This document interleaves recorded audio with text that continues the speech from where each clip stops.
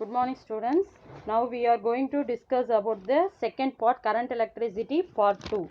So இப்போ நம்ம discuss பண்ண போகிறது என்னன்னா next topic conventional current. So conventional கரண்ட்ன்றது நம்ம பார்த்த லாஸ்ட் வீடியோவில் பார்த்த அதே கண்டினியூஷன் தான், அதே இதுதான் சொல்ல போகிறேன். ஸோ இப்போ என்ன அப்படின்னா ஒரு சப்ஸ்டன்ஸ் இருக்குது, அந்த சப்ஸ்டன்ஸ் அதாவது ஒன்றும் கிடையாது, ஒரு சர்க்யூட் வந்து இங்கே கனெக்ட் பண்ணியிருக்கோம். இங்கே வந்து பேட்டரியும் இங்கே வந்து பல்பும் கனெக்ட் பண்ணியிருக்காங்க. உங்களோட புக்கில் வந்து பல்போட பிக்சர் கொடுத்துருப்பாங்க, நான் ஜஸ்ட் அதோட சிம்பிள் வந்து ட்ரா பண்ணியிருக்கேன். ஸோ இப்போ இங்கே என்ன நடக்கும் அப்படின்னா, இப்போ ஆல்ரெடி இந்த சப்ஸ்டன்ஸ்குள்ளே என்ன இருக்கும் அப்படின்னா ஃப்ரீ எலக்ட்ரான்ஸ் வந்து இருக்கும். பேட்டரி கனெக்ஷன் கொடுக்கறதுக்கு முன்னாடி எப்படி இருக்கும், ஃப்ரீ எலக்ட்ரான்ஸ் வந்து ரேண்டம் டைரக்ஷனில் மூவ் ஆகிக்கிட்டு இருக்கும். பட் நம்ம பேட்டரி கனெக்ஷன் கொடுத்ததுக்கப்புறம் ஃப்ரீ எலக்ட்ரான்ஸோட டைரக்ஷன் எந்த டைரக்ஷனில் இருக்கும், பாசிட்டிவ் டெர்மினலை நோக்கி இருக்கும். ஸோ பாசிட்டிவ் டெர்மினல் இந்த பக்கம் இருக்குது அப்படின்னா ஃப்ரீ எலக்ட்ரான்ஸ் எல்லாம் பாசிட்டிவ் டெர்மினலை நோக்கி மூவ் ஆகும். அண்ட் அதுக்குள்ளே இருக்கிற பாசிட்டிவ் சார்ஜஸ் வந்து என்ன ஆகும், ஃப்ரீ எலக்ட்ரான்ஸ்க்கு ஆப்போசிட் டைரக்ஷனில் மூவ் ஆக ஆரம்பிக்கும். தட் மீன்ஸ் இந்த டைரக்ஷனில் மூவ் ஆரம்பிக்குது. ஸோ பாசிட்டிவ் சார்ஜஸ் வந்து எந்த டைரக்ஷனில் மூவ் ஆகுதோ அந்த டைரக்ஷனில் தான் என்ன இருக்கும், கரண்ட்டோட டைரக்ஷனும் இருக்கும். அதுதான் என்னென்னா கன்வென்ஷனல் கரண்ட். ஸோ அந்த டைரக்ஷன் ஆஃப் கரண்ட்டோட டைரக்ஷனில் நம்மளோட பாசிட்டிவ் சார்ஜஸோட டைரக்ஷனில் தான் நம்மளோட கரண்ட்டோட டைரக்ஷனும் இருக்கும். அப்படின்றது தான் என்னென்னா கன்வென்ஷனல் கரண்ட். இது நம்ம லாஸ்ட் வீடியோவில் பார்த்தது தான். ஸோ நெக்ஸ்ட் நம்ம என்ன பார்க்க போகிறோம் அப்படின்னா ட்ரிஃப்ட் வெலாசிட்டி அப்படின்றத பார்க்க போகிறோம். இந்த ட்ரிஃப்ட் வெலாசிட்டியை நம்ம எப்படி மென்ஷன் பண்ணுவோம்னா வி சஃபிக்ஸில் டி அப்படின்னு மென்ஷன் பண்ணுவோம். ஸோ இது ஒரு இம்பார்ட்டண்டான 3 மார்க்குள்ளே வரும். அண்ட் இது ரொம்ப இம்பார்ட்டன்ட், ஈஸியானது. ஸோ இப்போ என்னென்னா ஒரு கண்டக்டர் வந்து நான் கன்சிடர் பண்ணியிருக்கேன். ஸோ அந்த கண்டக்டருக்குள்ளே எப்படி இருக்கும், ஃப்ரீ எலக்ட்ரான்ஸ் எல்லாமே இருக்கும். அந்த ஃப்ரீ எலக்ட்ரான்ஸ் எல்லாமே என்ன பண்ணும், ரேண்டம் டைரக்ஷனில் மூவ் ஆக ஆரம்பிக்கும். அண்ட் ஃப்ரீ எலக்ட்ரான்ஸ் ப்ளஸ் அங்கே என்ன இருக்கும், பாசிட்டிவ் சார்ஜஸ் இருக்கும். அதை தான் இங்கே நான் மென்ஷன் பண்ணி காமிச்சிருக்கேன். அண்ட் இது வந்து எலக்ட்ரிக் ஃபீல்டு அப்ளை பண்ணுறதுக்கு முன்னாடி எப்படி இருக்கும், நான் ஆல்ரெடி சொன்னது தான். எலக்ட்ரிக் ஃபீல்டு அப்ளை பண்ணுறதுக்கு முன்னாடி ஃப்ரீ எலக்ட்ரான்ஸ் எல்லாம் ரேண்டம் டைரக்ஷனில் மூவ் ஆக ஆரம்பிக்கும். ஸோ மூவ் ஆக ஆரம்பிச்சிச்சு அப்படின்னா ஒன்று ஒரு ஃப்ரீ எலக்ட்ரான் வந்து அப்போர்ட் டைரக்ஷனில் மூவ் ஆச்சுன்னா இன்னொரு ஃப்ரீ எலக்ட்ரான் டவுன்வர்ட் டைரக்ஷனில் மூவ் ஆகும். ஸோ அங்கே என்ன இருக்காது அப்படின்னா ரெண்டும் கேன்சல் ஆயிடுது. ஸோ அங்கே எந்த ஒரு நெட் சார்ஜும் இருக்காது. ஸோ கரண்ட் வந்து ஃப்ளோ ஆகாது. இது எல்லாமே நம்ம பார்த்தாச்சு. இப்போ எலக்ட்ரிக் ஃபீல்டு வந்து அப்ளை பண்ணோம். தட் மீன்ஸ் பேட்டரி வந்து கனெக்ட் பண்ணோன்னே என்ன ஆக ஆரம்பிக்கும், ஃப்ரீ எலக்ட்ரான்ஸ் எல்லாமே பாசிட்டிவ் டெர்மினலை நோக்கி மூவ் ஆக ஆரம்பிக்கும். ஸோ ஃப்ரீ எலக்ட்ரான்ஸ் எல்லாம் பாசிட்டிவ் டெர்மினலை நோக்கி மூவ் ஆகுது. அண்ட் பாசிட்டிவ் சார்ஜஸ் எல்லாமே எலக்ட்ரான்ஸ்க்கு ஆப்போசிட் டைரக்ஷனில் மூவ் ஆக ஆரம்பிக்குது.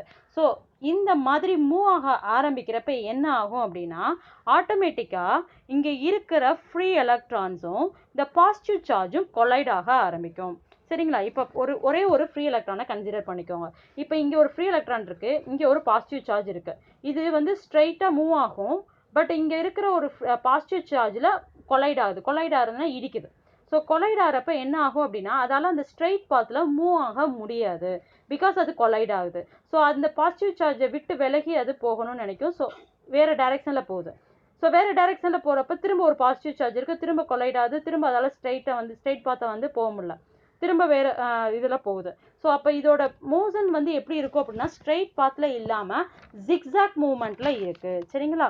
ஸோ இந்த ஜிக்ஸாக் மூவ்மெண்ட்டை தான் நம்ம என்னன்னு சொல்கிறோம் அப்படின்னா ட்ரிஃப்ட் வெலாசிட்டி, விடின்னு சொல்கிறோம். அந்த வெலாசிட்டியை தான் வந்து என்னன்னு சொல்கிறோம் அப்படின்னா ட்ரிஃப்ட் வெலாசிட்டி. தட் மீன்ஸ் விடி அப்படின்னு சொல்கிறோம். நான் திரும்ப ரிப்பீட் பண்ணுறேன், ஸோ நல்லா கவனிங்க.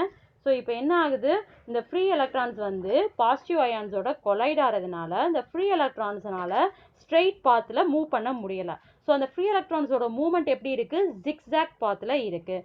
இந்த வெலாசிட்டியை தான் நம்ம என்னன்னு சொல்கிறோம், அந்த ஜிக்ஸாக் பாத்தில் அது மூவ் ஆகிற அந்த வெலாசிட்டியை தான் நம்ம என்னன்னு சொல்கிறோம் அப்படின்னா ட்ரிஃப்ட் வெலாசிட்டி அப்படின்னு சொல்கிறோம். தட் மீன்ஸ் விடி அப்படின்னு சொல்கிறோம். அண்ட் இதை வச்சு இந்த ட்ரிஃப்ட் வெலாசிட்டி இப்போ என்னன்னு சொல்கிறோம் பாருங்கள். இந்த drift velocity is the average velocity acquired by the electrons inside the conductor when it is subject to the electric field.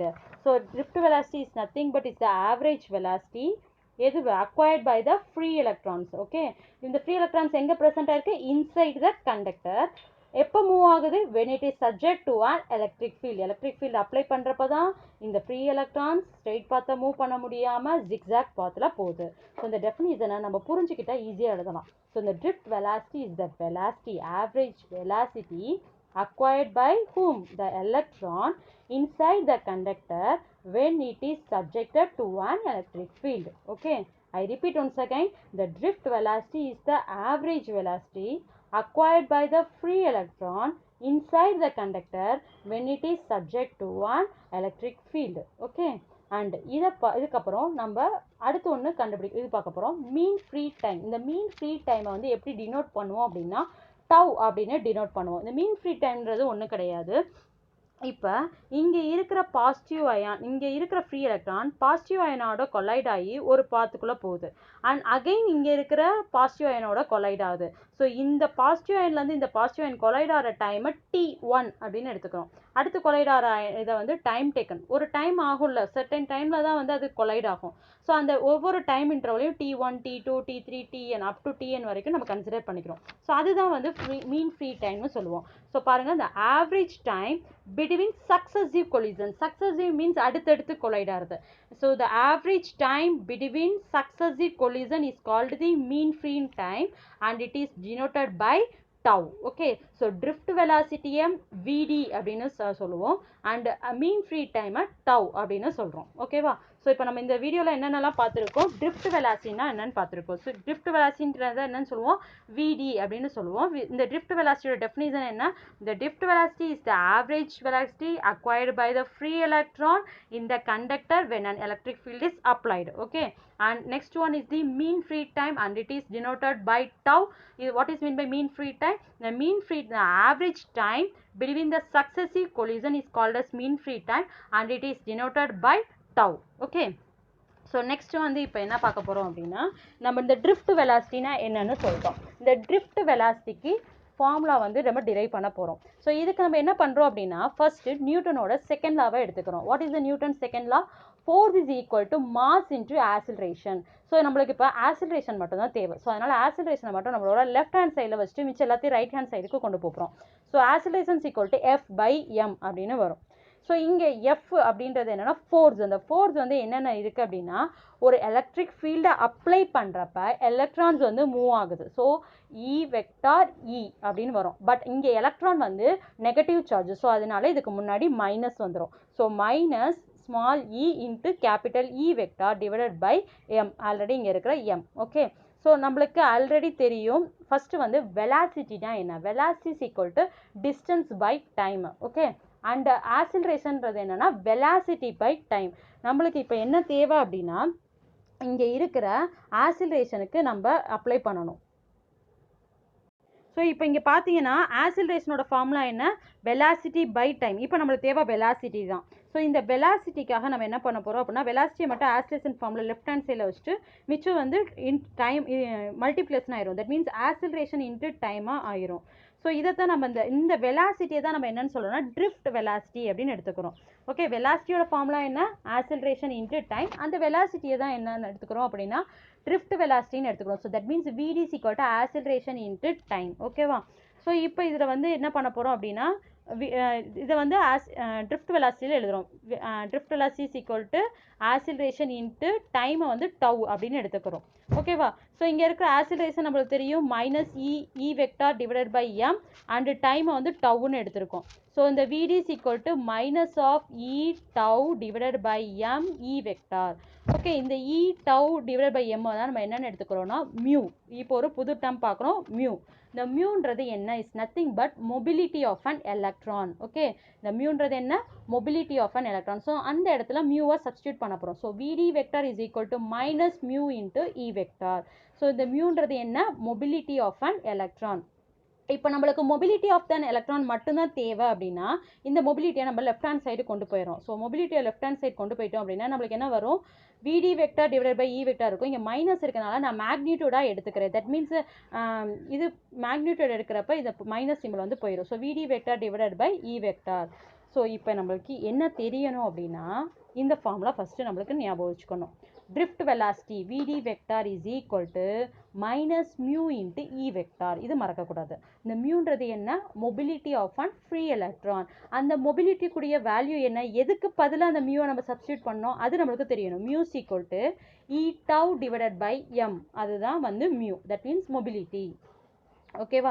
Next நம்ம பாட்டில் மொபிலிட்டினா என்னன்னு பார்க்க போகிறோம். ஸோ இப்போ நம்மளுக்கு என்னென்ன தெரியணும் அப்படின்னா, ட்ரிஃப்ட் வெலாசிட்டினா என்னன்னு தெரியும். ட்ரிஃப்ட் வெலாசிட்டின்றது என்ன, average velocity of the free electron இந்த இருக்கு drift velocity is the average velocity acquired by the free electron in the inside the conductor when an electric field is applied அப்படின்ற definition பார்த்தோம். So இதோட formula நம்மளுக்கு தெரியணும் அப்படின்றப்ப drift velocity vd is equal to minus mu into e vector நம்மளுக்கு தெரியணும். ஓகேவா? இந்த மைனஸ் மியூன்றது என்ன அப்படின்னா mobility of an electron. So அந்த மியூ வந்து எதுக்கு equal E tau divided by m. அதுக்கு பதிலாக தான் நம்ம அந்த சப்ஸ்டியூட் பண்ணியிருக்கோம். ஸோ அது நம்மளுக்கு தெரியணும், அதை மறக்கக்கூடாது. ஓகேவா?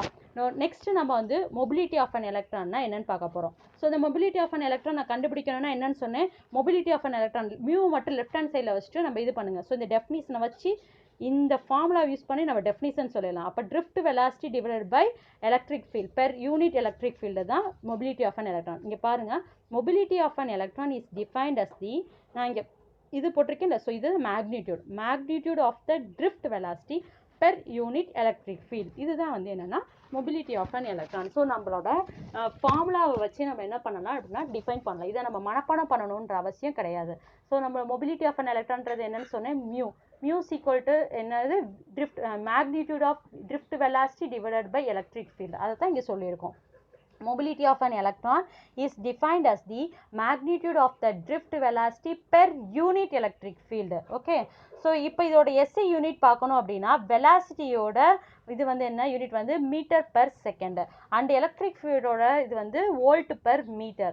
ஸோ இதை வந்து மேலே வர்றப்ப என்ன ஆயிரும்னா மீட்டர் டிவைடட் பை வோல்ட்னு ஆயிரும். ஸோ மீட்டர் ஸ்கொயர் செகண்ட் இருக்கு, வோல்ட் இருக்கு. So m square V power -1 S power -1. So in case உங்களுக்கு இந்த இது மறந்துட்டா கூட இந்த ஃபார்முலாவை வச்சு நம்ம என்ன பண்ணிடலாம், இந்த எஸ்ஐ யூனிட்டை கண்டுபிடிச்சிடலாம். ஓகேவா?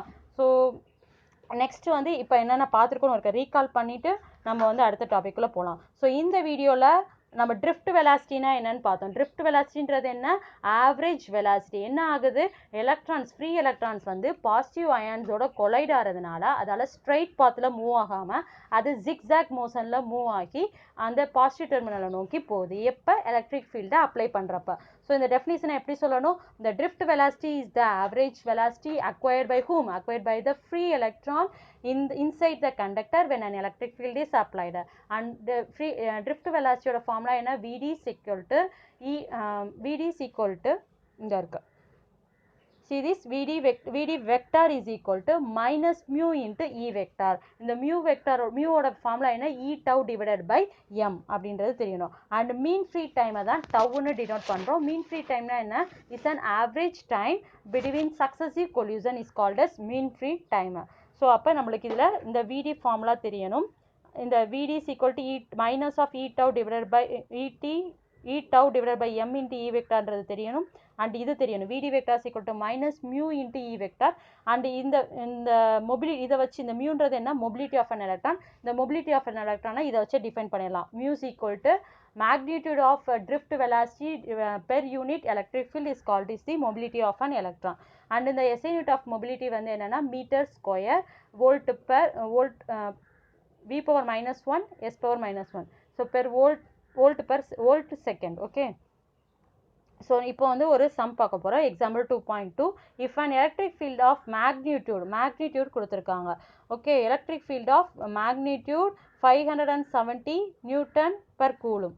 ஓகே, ஸோ எலக்ட்ரிக் ஃபீல்டு கொடுத்துருக்காங்க. ஓகேவா, is apply to the copper wire, find the acceleration experience by the electron. நல்லா பாருங்கள், இஃப் அண்ட் எலக்ட்ரிக் ஃபீல்டு மட்டும் கொடுத்துருக்காங்க. நம்ம என்ன கண்டுபிடிக்கணும், ஃபைண்ட் த ஆக்சிலரேஷன் வந்து கண்டுபிடிக்கணும்.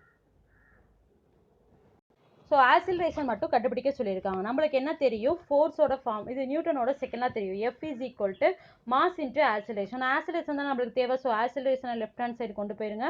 ஸோ F by Mன்னு வரும். ஃபோர்ஸ் நான் இந்த இடத்துல என்னன்னு சொல்லியிருக்கேன், நம்மளோட electric field plus electron move ஆகுறது. நம்ம ஏற்கனவே பார்த்தோம், எலக்ட்ரான் வந்து நெகட்டிவ் சார்ஜ், அதனால் நெகட்டிவ் போடணும். பட் இந்த இடத்துல நெகட்டிவ் போடக்கூடாது, ஏன்னா மேக்னிடியூட் பண்ண போகிறோம். ஸோ அதனால் என்ன பண்ணக்கூடாது, பாசிட்டிவ் சார்ஜ் போட்டுக்கலாம். ஓகேவா. அண்ட் நம்மளோட எலக்ட்ரானோட வேல்யூ நம்மளுக்கு தெரியும், 1.6 into 10 to the power -19 coulomb. இது வந்து கான்ஸ்டன்ட் வேல்யூ. அண்ட் மாஸோட வேல்யூ தெரியும், 9.11 into 10 to the power -31 kilogram. So இதெல்லாமே சப்ஸ்டியூட் பண்ண போகிறோம். சப்ஸ்டியூட் பண்ணோன்னா இப்போ ஆக்சிலரேஷன் ஈக்குவல் டு நம்மளோட எலக்ட்ரானோட வேல்யூ போட்டிருக்கேன். அண்ட் ஆல்ரெடி எலக்ட்ரிக் ஃபீல்டோட வேல்யூ கொடுத்துருக்காங்க. தென் இது வந்து கீழே வந்து என்ன இருக்குது, நம்மளோட மாஸ். இதை வந்து இது பண்ணுறப்ப எப்பயுமே சம்ஸ் பண்ணுறப்ப இந்த பவர்ஸ் எல்லாம் ஒரு பக்கம் கொண்டு போயிருக்கேன் அண்ட் வேல்யூஸ் எல்லாம் ஒரு பக்கம் கொண்டு வந்துட்டு நம்ம பண்ணோன்னா ரொம்ப ஈஸியாக இருக்கும். ஸோ நீங்கள் போட்டாவே தெரிஞ்சிடும், கண்டுபிடிச்சிடலாம். -31 மேலே வர்றப்ப +31 ஆயிரும். அண்ட் இப்போ 100.11 × 10⁻12ன்னு வரும். எப்பயுமே நம்ம ப்ராப்ளமில் ஒரு பாயிண்ட் இருக்கிற மாதிரி தான் ஆன்சர்ஸ் கொண்டு வரணும். இங்கே 100ன்னு இருக்குல்ல, ஸோ இதை வந்து இன்னும் 2 டிஜிட் தள்ளணுன்னா இங்கிட்ட பவர் 14 ஆயிரும். ஓகேவா?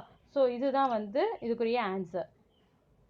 ஸோ இப்போ செகண்ட் பார்ட் முடிச்சிருக்கோம். ஸோ இந்த பார்ட்டில் நம்ம என்னென்னலாம் பார்த்துருக்கோம் அப்படின்னா, ட்ரிஃப்ட் வெலாசிட்டியோட டெஃபினிஷன் அண்ட் ட்ரிஃப்ட் வெலாசிட்டியோட ஃபார்முலா என்ன, v d vector equal to -μ × E vector அப்படின்னு பார்த்துருக்கோம். அண்ட் மியூன்றது என்ன, மொபிலிட்டி ஆஃப் அன் எலக்ட்ரான். அப்போ மொபிலிட்டி ஆஃப் அன் எலக்ட்ரான் கண்டுபிடிக்கிறதுக்கு என்ன பண்ணணும், mu equal to magnitude of v d vector per unit electric field divided by E அப்படின்றது தான் பார்த்துருக்கோம். அண்ட் மீன் ஃப்ரீ டைம் டவுனா என்னென்னு பார்த்துருக்கோம்.